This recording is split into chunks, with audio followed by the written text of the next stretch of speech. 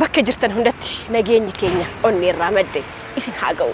Akkam jirtu ijoollee nagaa keessanii kunka qophii keessan qophii simboo keenyaati. Qophiin simboo keenyaa yeroo mara sa'aatii kana kan isin bira ga'udha. Ijoollee ka qophii simboo keenyaa yeroo hedduu waan aadaa seenaa duudhaa Oromoon qabu ka tokko lamaan barbaade isin biraan ga'a mitiire.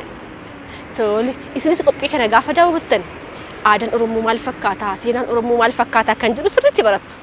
Mitiire ijoollee mee ilaalame beektu maqaasii beektu kana hoo beektu ani natti hin baranname bareedeera miti anillee ka waa malee miti ka akkasitti uffata aadaatiin faayamee miidhagee babbareedee ka Harreessatti argama beektu magaalaa Bishooftuutti argama.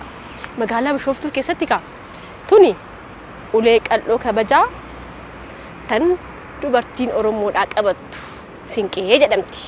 Sinqeen kabaja addaa ulfuu addaa Oromoo biratti qabdi. Sinqeen ka waraana dubartiitis jedhamti. Kana qofaa miti ka ijoollee ka dubartii Sinqee qabatte dura hin goran jenneera mitiire maal kana qofa ree ijoollee. Sinqeen gaafa roobni didu dubartiin Sinqee qabattee mijuu isii guuttattee gaafa rooba kadhachuudhaaf baatee rooba kadhatte waaqni hin dhaga'aaf roobni sin roobaan galti jechuudha. Gaafa immoo roobni hammaate ka dubartiin Sinqee qabattee mijuu isii guuttattee yaa Rabbi rooba kana nurraa caamsii jettee gaafa dubartiin kadhatte waaqni hin dhaga'aaf. Ijoollee ka boraatiinis sirna yookaan duudhaa mataasii qabdi uummata Oromoo biratti.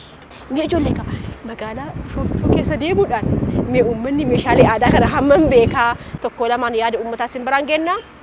Isin eessayyuu hin deemina hanga xumura qophii keenyaatti nu waliin tura. Maqaan kee eenyunni? Maqaan kee Badhaatu. Eessa deemaa jirta? Gara manaan galaa jira. Meeshaalee kanneen kana beektaa meeti? Beeka. Meeratti himee? Inni kun boraatiidha. Inni kun immoo ulee haadha Sinqeeti. Ulee haadha Sinqee. Tole. Mee Sinqeen kun maaliif fayyaddi? Sinqee hundasaa beeku maadhuree kun akka aadaa Oromootitti araaraaf nageenya buusuudhaaf kana fayyada fakkaata. Hundasaan beeku garuu. Ayyee boraatiin tuni hoo? Boraatiin miidhaginaaf isin taati.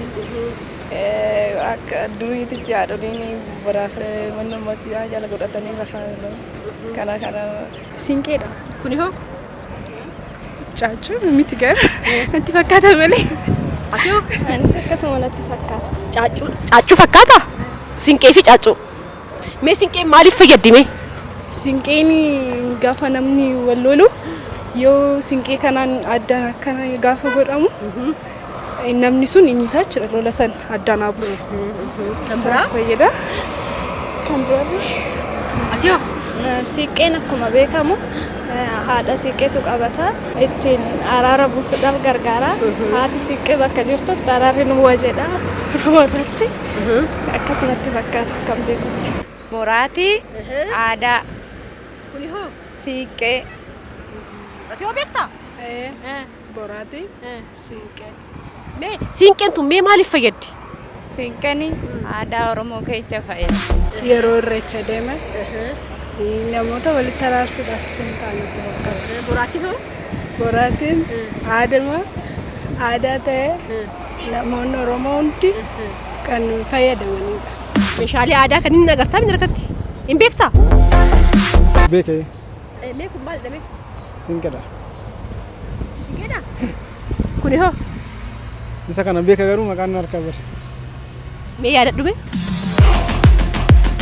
Harka bade yaadachuun dha. Mee Sinqee eenyutu qabata? Yeroo namni walitti bu'irreen gaafa haati Sinqee kana qabattee jidduu buute namni sanatti darbee walitti hin tarkaffata. Sanuma irratti dhaabbata jechuudha. Yeroo araaraa yeroo wal dhabdeen jiru araaraaf qabattee gaafa gadi baate namni araarame. Akkasitti hin beekaa Sinqee. Kanaafuu Sinqeen mallattoo araaraati jettaa jirta. Mallattoo. Mee meeshaalee mimmiidhagoo kanneen meeshaalee aadaa Oromoo kanneen kana hin beektu? Nan beeka.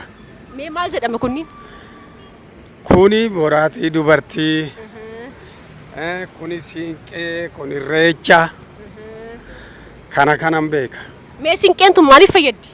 siinqeen gizee araaraa gizee waaqni roobuu dide dubartiin itti ililchitee haati ittiin baatee waaqa ittiin kadhattee akka roobni roobu nu fayyada jechuudha.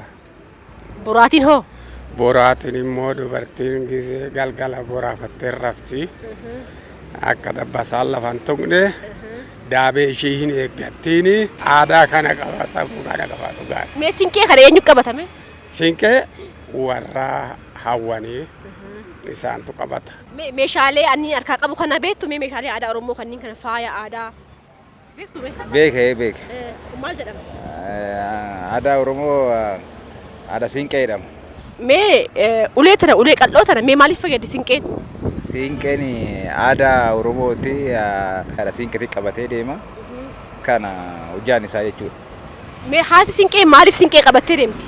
Haati siinqee yaa'u bakka itti yaamamtetti abbaa gadaa biratti yaamamti, galma abbaa gadaatitti yaamamti, waltajjii gizee irreechaa irratti yaamamti bakkee barbaadetti hin dhiyaatti jechuudha. Kana aadaan haati siinqeetiif siinqee. Meeshaalee aadaa Oromoo keessaa ammoo siinqee fi boraatii hammam beeku hammam yaadatu kan jedhu qophii simboo keenyaatti simbiraa gaati kan turre daawwattanii ittiin bohaartaniirtu maal fa'aa barattanirra siinqee maal akka taate boraatiin maal akka taate yaada hawaasarra waan xiqqoo hubattaniirtu miti ree. Mee amma ammoo kanatti aansine immoo haadholiin siinqee maal jedhu waa'ee siinqee fi waa'ee boraatii kan jedhu gara sin dabarsaa ammallee filannoon keessan chaanalii keessan OBN gammee qophii simboo keessanii haa ta'u isiniin jenna ammas nu waliin turaa ijoollee. Siinqee Zawdituu Geetaachoon jedhama. Bishooftuu irraayi. Ijoollee siinqeen waraana dubartiiti. Siinqeen harma haadhati. Siinqeen araara. Siinqeen tokkummaadha. Waraanni tokko hoo ka'e haati siinqee ishii baastee yoo ililshite waraanni sun bakkuma jirutti dhaabbataa jechuudha. Waraana dubartiiti. Dubartiin takkalleen hoo miidhamte haati siinqee takka gadi baatee yoo ililshite hunduu haadholiin siinqee naannoo walitti yaa'anii dubartii san gaafatanii abbaa manaashii sanilleen korma adabanii dhiifama gaafachiisanii dhugaa dubartii sanii baasanii jechuudha. Siinqeen araara, tokkummaadha, ulfoodha, malkaa tulluu baati, bara roobni badi. Malkaa tulluu ba'eet Oromoon siinqee qabattee haati siinqee gaadiif elemtuu qabattee aannan damma qabattee illishaa fuuldura deemti. Malkaan sun aduu tulluu san ba'anii ji'a caamsaa waaqa kadhatanii galan rooban gala Oromoon. Siinqeen ulfinaan manaa qabdi. Maqaan koo Baaccuu Faantaan jedhama. Waajjira dhimmoota gurmaa'insaa aanaa Ada'aatti damee aadaa fi tuurizimii irratti ogeettii. Egaa boraatiin kun yeroo mucayyoon heerumtu sabbataa wajjin haati mucaa sabbataa wajjin jabaadhu jettee sabbanni kee haa jabaatu jettee akka kennaatti kan kennituufidha. Maaliif fayyaddi? Boraatiin kun irra rafamaa jechuudha. Boraatii. Dhaloonni eenyummaa ofiitiin boone yeroo kamiyyuu aadaa isaa, seenaa, duudhaa isaatti barata. Isinis qophiin simboo keenyaa yeroo mura aadaa, seenaa, duudhaa isin barsiisa waan ta'eef har'as siinqee fi boraatiin maal akka fakkaatu maalummaa siinqee akkasumas boraatii wal duraa duubaan isin biraan gahan turre kanumaan xumurra. Torban qophii kan birootiin walitti deebinaa hanga torbanitti torban gaarii qabaadha ijoollee nagaatti.